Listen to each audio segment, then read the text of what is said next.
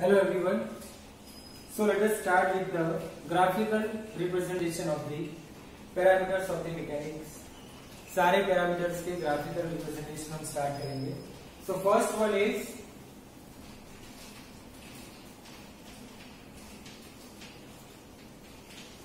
position time graph. The first part. अब graph से हम कितनी इंफॉर्मेशन निकाल सकते हैं, बिकॉज मैकेनिक्स के जितने भी न्यूमेरिकल्स हम करेंगे, सारे न्यूमेरिकल्स के अंदर हम उस कंडीशन को, सिचुएशन को ग्राफिकली रिप्रेजेंट कर सकते हैं. और जब भी हम डायग्राम से, ग्राफ से हम इसको रिप्रेजेंट करेंगे, हमें मैक्सिमम इंफॉर्मेशन, हमें उस ऑब्जेक्ट का नेचर, उसके पाथ का नेचर, उसकी वेलोसिटी का नेचर, उसके स्पीड का, एक्सीलरेशन के, सबकी इंफॉर्मेशन हमें मिल सकती है. कब किस पॉइंट पे हम उस ऑब्जेक्ट के लिए कांस्टेंट एक्सीलरेशन बोल सकते हैं, यूनिफॉर्म एक्सीलरेशन बोल सकते हैं, यूनिफॉर्म वेलोसिटी बोल सकते हैं, ये सारी चीजें हम ग्राफ से इजीली रिप्रेजेंट कर सकते हैं. तो सबसे पहला जो ग्राफ होगा हमारा, इस ग्राफ के अंदर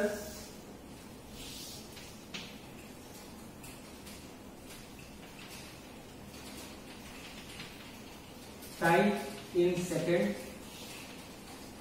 एक्स एक्सिस के ऊपर और वाई एक्सिस के ऊपर हमने पोजीशन डिफाइन की.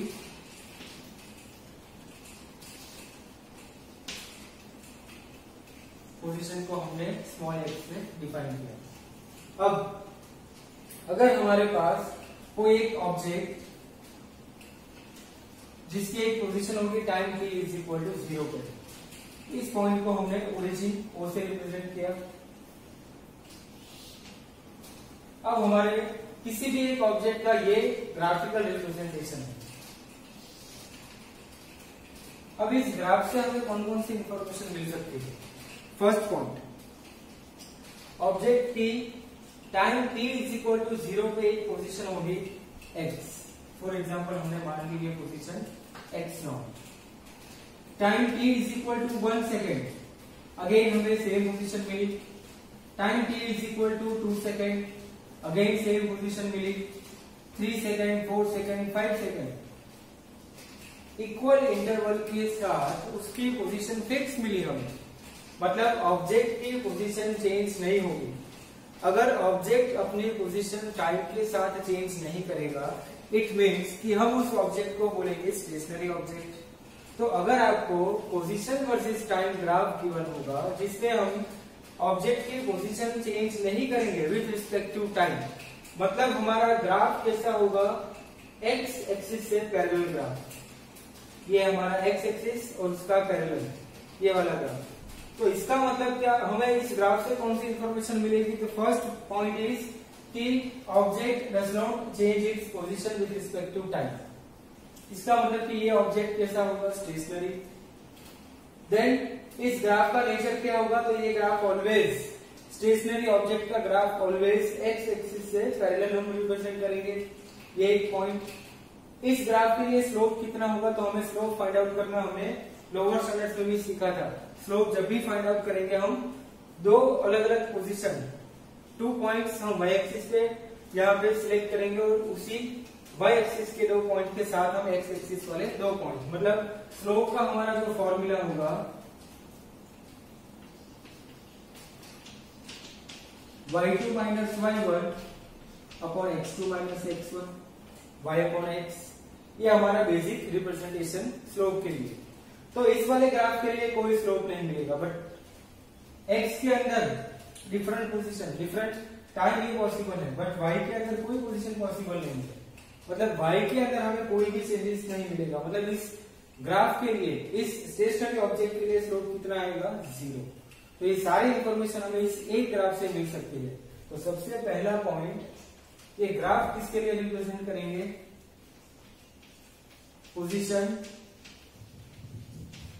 टाइम ग्राफ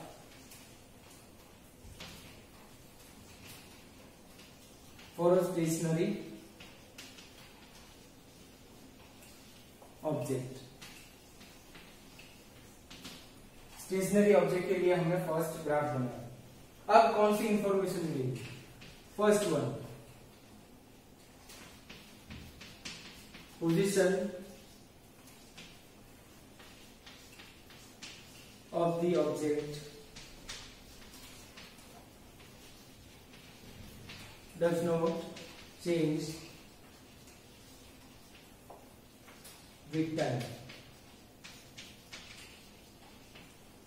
पोजीशन ऑब्जेक्ट की चेंज नहीं होगी with respect to time. Second point,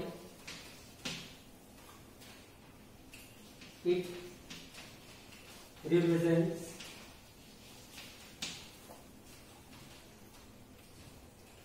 a stationary object, stationary object को रिप्रेजेंट करेगा। देन पॉइंट नंबर 3, हमें क्या मिलेगा? इस ग्राफ का नेचर को कैसा होगा? Graph for a stationary object. इसमें भी हमने ग्राफ किसके बीच में प्लॉट किया? Position versus time. ये भी एक चीज हम यहाँ पे इंडिकेट करेंगे, पोजीशन वर्सेस टाइम का ग्राफ, तो स्टेशनरी ऑब्जेक्ट का ग्राफ। तो ये graph for stationary object is parallel to x axis. Position time graph for stationary object is parallel to x axis. Fourth point, slope is equal to y2 minus y1 upon x2 minus x1 which is equal to 0। Change in position नहीं मिलेगी तो slope 0 आएगा इसका। और कौन सी position, और कौन सी इंफॉर्मेशन मिलेगी इससे? तो इतनी इंफॉर्मेशन हमें फर्स्ट ग्राफ से मिलेगी। तो ऐसे हमारे पास पोजीशन टाइम के लिए दूसरे भी ग्राफ्स है। ये फर्स्ट ग्राफ जिसके अंदर हमने स्टेशनरी ऑब्जेक्ट का रिप्रेजेंटेशन किया। अब नेक्स्ट वन होगा जब हम यूनिफॉर्म मोशन को डिफाइन करेंगे पोजीशन वर्सेस टाइम ग्राफ से। So take a screenshot, then we will start second one.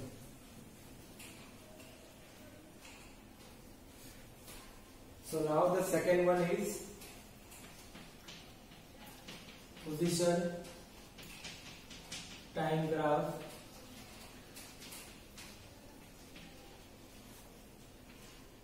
For uniform motion. तो यूनिफॉर्म मोशन के लिए हम ग्राफ कैसे रिप्रेजेंट करेंगे?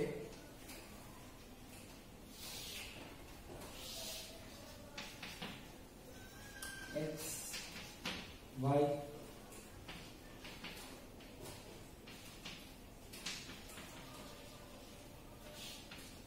Time position.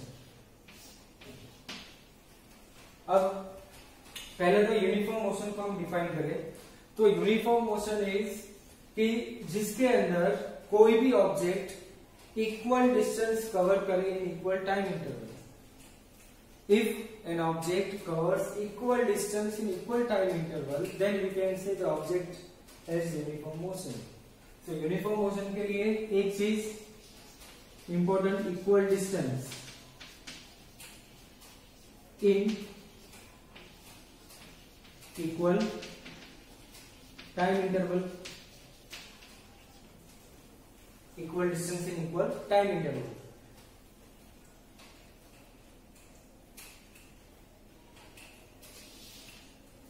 मतलब इस पॉइंट के लिए हमारे पास जो ग्राफ होगा वो ग्राफ हमारा स्ट्रेट लाइन होगा। स्ट्रेट लाइन, सपोज ये पोजीशन x और ये टाइम t। हमने अलग अलग टाइम के साथ पोजीशन का ग्राफ स्टार्ट किया। Time t is equal to 0, x naught, time 1 second, x1, 2 second, x2, 3 second, x3। और ये सारे डिस्टेंस हमने इक्वली कवर किया। मतलब पहले 0 पे था, अब हमने डिस्टेंस कवर किया 1 मीटर, इसके बाद 2 मीटर, 3 मीटर। तो तो अगर इस पॉइंट को हम ग्राफिकली रिप्रेजेंट करें तो हमारा ग्राफ स्ट्रेट लाइन आएगा। तो ये स्ट्रेट लाइन ग्राफ, ये सपोज हमने मान ली इनिशियल पोजीशन x0, ये हमने मान ली x1, इस टाइम को हमने माना t1, ये पोजीशन हमने मान ली x2,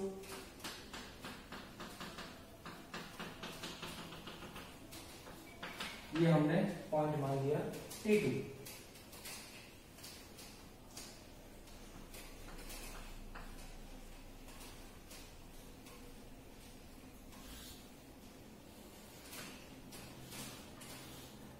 ये एंगल थीटा, ये हमें स्लोप की वैल्यू भी फाइंड आउट करने में हेल्प करेगा।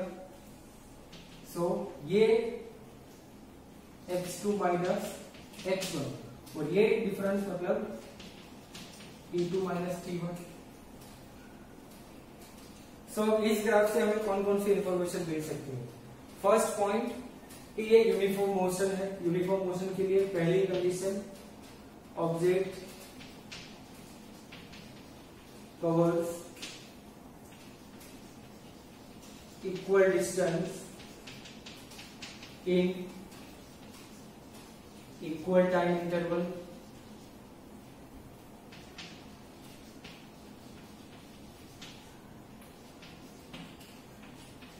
ग्राफ का nature straight line graph. Third, इस ग्राफ के लिए हमें जो स्लोप मिलेगा, इस स्लोप से हमें कौन सी इंफॉर्मेशन मिलेगी? तो slope is equal to y2 minus y1 upon x2 minus x1, मतलब y के ऊपर हमने क्वांटिटी डिफाइन की x2 minus x1 upon x के ऊपर हमने क्वांटिटी डिफाइन की टाइम। तो ये x2 माइनस x1 मतलब final position minus initial position, मतलब डिस्प्लेसमेंट अपॉन टाइम। इसी चीज को अगर हम एंगल से भी फाइंड आउट करें तो tan theta is equal to opposite upon adjacent, मतलब अगर हमें स्लोप फाइंड आउट करना होगा तब हम tan थीटा भी यूज कर सकते हैं। अगर हमें थीटा की वैल्यू गिवन होगी तब हम थीटा की वैल्यू एंड साइन की वैल्यू अगर हमें गिवन होगी तब भी हम डिस्प्लेसमेंट कैलकुलेट कर सकते हैं। ये भी एक important formula, tan theta which is equal to slope which is equal to y2 minus y1 upon x2 minus x2।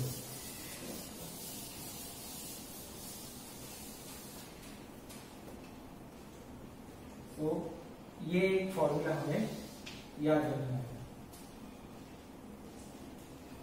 अब और कौन सी इंफॉर्मेशन हमें इस पॉइंट से मिल सकती है? तो यहाँ पे हमने देखा कि ग्राफ हमारा पॉजिटिव डायरेक्शन के अंदर, मतलब कि ग्राफ के अंदर हमने पोजीशन चेंज की, डिस्प्लेसमेंट हमें पॉजिटिव डायरेक्शन में मिलेगी। मतलब ये जो ग्राफ होगा उसमें हमें वेलोसिटी मिलेगी, displacement upon time which is equal to velocity. मतलब slope of the position time graph gives the value of velocity. ये सबसे इंपॉर्टेंट पॉइंट है।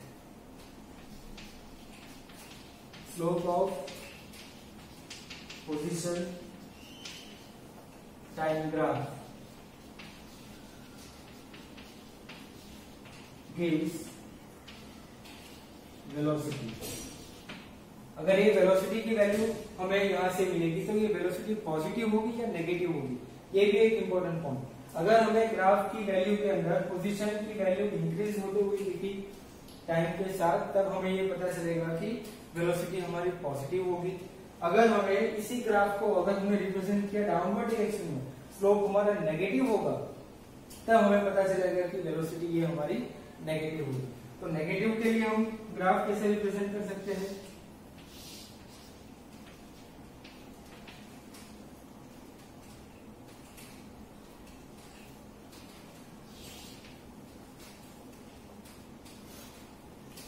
तो ये हमारे दो पॉइंट, ये हमारे दोनों अलग अलग टाइम t1 t2, ये वाला फर्स्ट पॉइंट x1, ये वाला सेकेंड पॉइंट x2। तो यहां से अगर हम स्लोप फाइंड आउट करें तो डायरेक्टली हमें x1 माइनस x2 मिलेगा।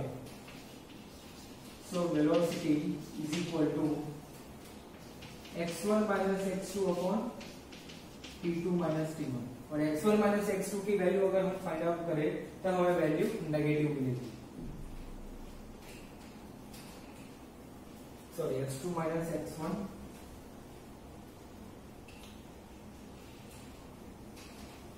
Okay, so x2 minus x1, x2 की वैल्यू लोअर, x1 की वैल्यू हायर। सो हमें t1 का टाइम के लिए सबसे पहले x2 मिलेगा और t2 टाइम के लिए x1 मिलेगा। Final position minus initial position. So हमें ग्राफ की जो वैल्यू मिलेगी, स्लोप की वैल्यू, वो वैल्यू नेगेटिव होगी। इसका मतलब कि ये हमें नेगेटिव वेलोसिटी का ग्राफ प्रोवाइड करेगा। सो आपको ग्राफ से पता चलेगा कि इस ग्राफ से हमें पॉजिटिव वेलोसिटी मिलेगी या नेगेटिव वेलोसिटी मिलेगी। तो second one is position time graph for the uniform motion. अब इसी पॉजिटिव और नेगेटिव ग्राफ के लिए हम थर्ड जो ग्राफ रिप्रेजेंट करेंगे उसके अंदर हम एक्सेलरेशन को डिफाइन करेंगे, और जब भी एक्सेलरेशन डिफाइन करेंगे हम इंस्टेंटेनियस टर्म को भी डिफाइन साथ में करेंगे। सो सेकेंड ग्राफ कंप्लीट करने के बाद हम स्टार्ट करेंगे थर्ड वन। ये इतनी इंफॉर्मेशन हमें यहां से मिलेगी।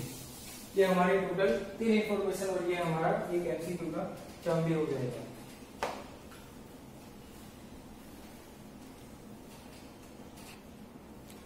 And now next one and the last one is third position time graph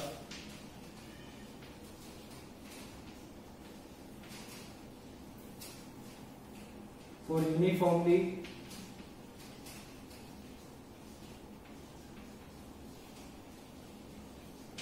accelerated motion।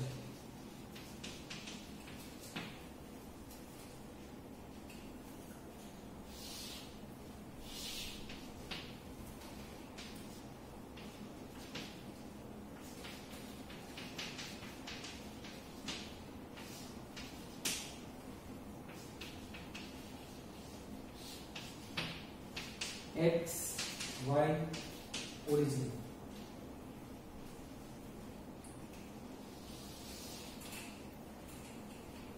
अब position versus time graph, but uniformly accelerated motion के लिए हम ग्राफ प्लॉट करेंगे।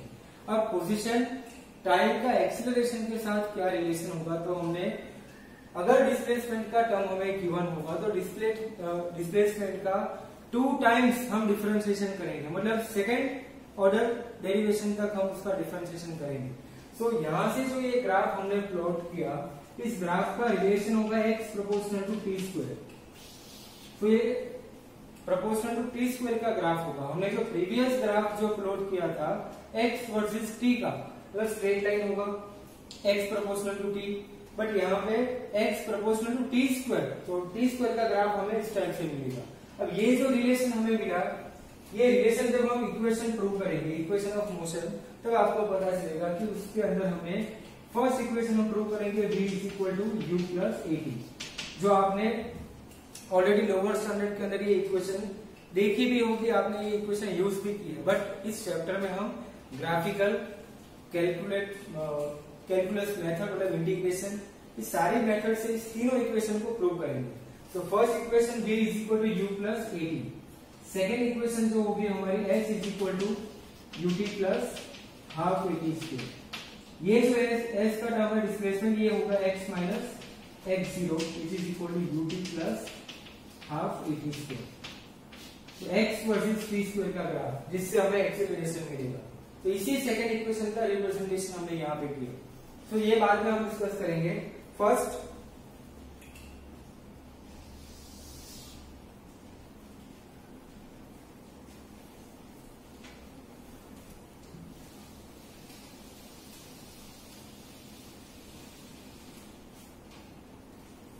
ये जो हमने ग्राफ यहाँ पे रिप्रेजेंट किया, ये पोजीशन हमने x मान ली, एक्स नॉट, ये वाली पोजीशन हमारी एक्स टाइम टी। यहां से जो स्लोप मिलेगा उससे हमें v नॉट इनिशियल वेलोसिटी मिलेगी। अब यहां से अगर हम इसका टेंजेंट ड्रॉ करें तो ये इसका टेंजेंट होगा,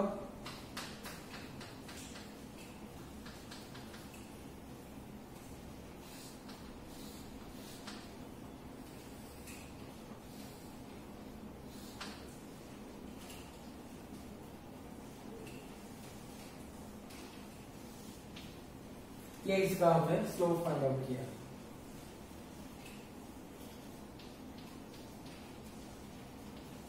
ये इसका टेंजेंट, तो यहां से जो हमें स्लोप मिलेगा small change in vertical coordinate upon small change in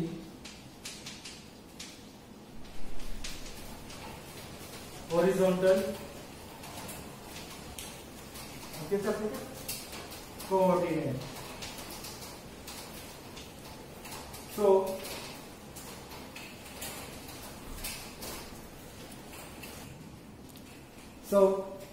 small change in horizontal coordinate, ये हमें इससे स्लोप की वैल्यू मिलेगी। Slope is equal to small change in vertical coordinate upon small change in horizontal coordinate. अब ये जो हमें small change मिलेगा, उस स्मॉल चेंज को हमने यहाँ पे डिफाइन किया डेल्टा एक्स से, और स्मॉल चेंज इन हॉरिजॉन्टल मतलब टाइम, तो ये होगा डेल्टा टी प्लस इतना जो टर्म होगा हमारा, इसको हमने x2 माइनस x1 माना और ये वाले टर्म को हमने माना t2 माइनस t1, तो ये delta x upon delta T, जिसको हमने स्मॉल चेंज माना, मतलब कि इसके अंदर जो हमने वैल्यू फाइंड आउट की होगी वो वैल्यू